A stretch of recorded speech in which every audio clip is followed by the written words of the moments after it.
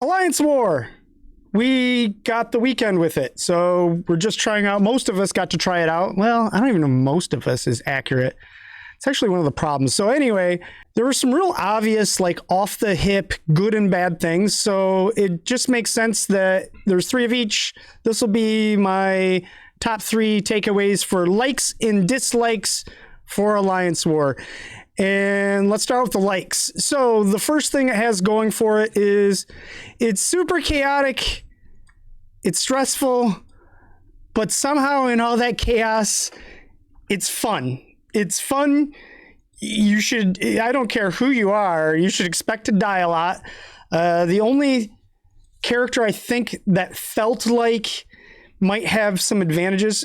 Black Widow does pretty well in this game mode, I think. Spider-Man, because of the active dodge, could probably live a bit longer than other people. Yeah, your expectations should still be, I'm going to die a lot.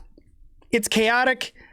Somehow, though, even when you die a lot, it's still fun. The chaos is like you embrace it, and it's just part of it. It's what makes it crazy, and it's a little humbling, but still manages to be fun. And that brings us to the second thing, which is the map. The map is, so regular Omega War, as it should be, I feel, is pretty open. There shouldn't be, because of what it's trying to accomplish, there shouldn't be a bunch of hiding places, even though I understand there's a few little places where you can hide in some little nooks and crannies. For the most part, that's probably not what their intention is. This map, however, it's kind of fun that there's a lot of places that people can hide because there's so many people. A little bit bigger map, but to stuff 30 people into this, the hiding places are pretty cool. The map's fun. I like that there's the layers to it. There's ramps. It's pretty cool looking. I feel like there's some other things I could do with more maps, and maybe that would be fun, like if in the future they added more of these. Midgard was a great place to start, though. Really like the map.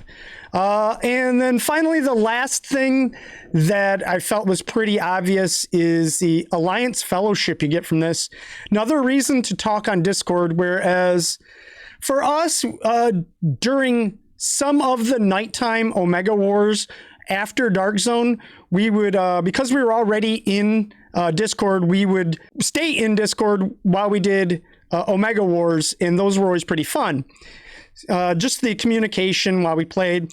This game has a social element that I feel like they should really lean into, because I haven't experienced this much social activity in a game in forever. And because of that, I think when you have a really strong social dynamic in a game, people will stay because of that, even if your game kind of sucks. And this game, I feel like, depending on who you ask, it's still a really good game, and they've added a lot of cool stuff to it. But the social side, if they can find more things like emotes and just things that lean into the social aspect of this game, I think that's one of the best moves that they can make. They've got tons of stuff to do now. And ultimately, anything that creates more excuses for Fellowship is the way to go. And this game is one of those. So now we're going to go to the dislikes. It's nothing major and actually has nothing to do with the actual game mode itself. Like actually like playing the game. Playing Alliance War is actually a ton of fun. Scale of 1 to 10, I would say it's a solid 8 from me. Enjoyable, look forward to it. But the first thing is, I understand it is in beta. It's a work in progress, but you have to talk about this stuff. You just have to. The only way that they make change is if we give feedback. So this is feedback. 5 minutes before war to queue is too short. So Omega War, it's like 10 minutes, and that's long and unnecessary. This, you need all of that time and then some, because there's so many like nuances that come with their invite system, which leads me to the second thing. The invite system is clunky. And by clunky, I mean real clunky. It's probably needs to be overhauled in some way.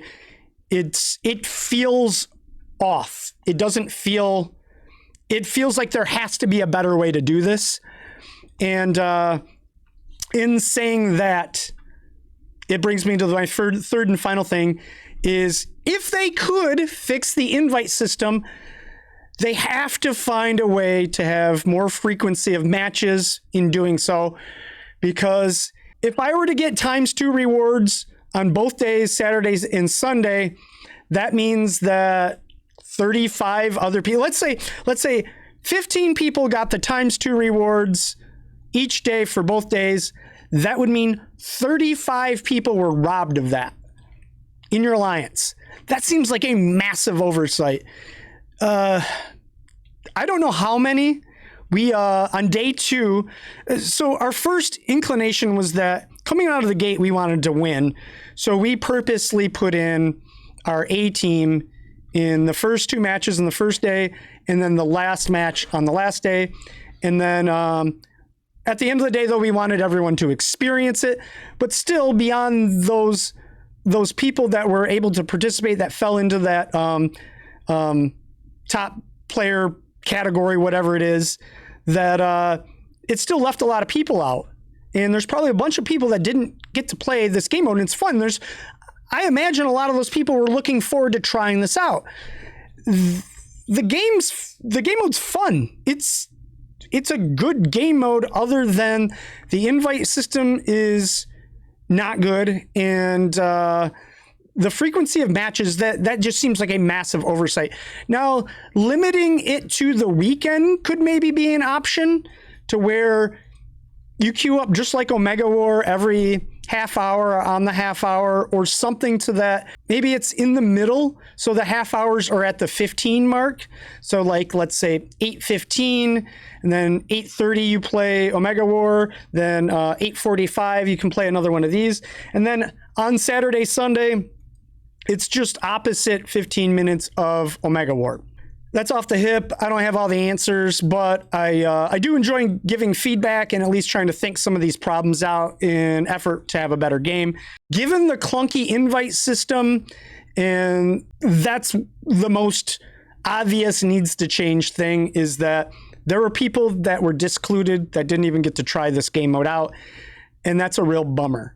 And those people shouldn't be punished for us trying to compete.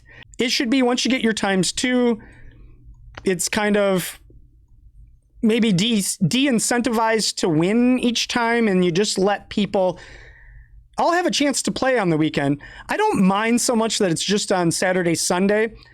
I think maybe adding in another day, I don't know. It just seems like 2 times on 2 days is just not enough, especially with limiting it to 15 people. So that's the most major oversight they had.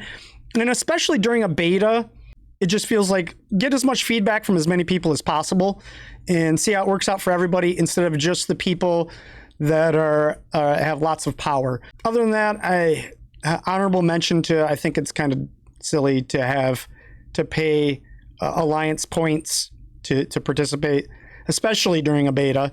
Maybe if you added that later, it just feels like an unnecessary tax in order to play. You should just make it free. It just seems like here's a punishment for paying. I don't see the upside to that either. So I guess there's a little honorable mention for that thing. It's not the end of the world that it exists, but it was just another like little thing where I was like, what? Why is that? I don't get it.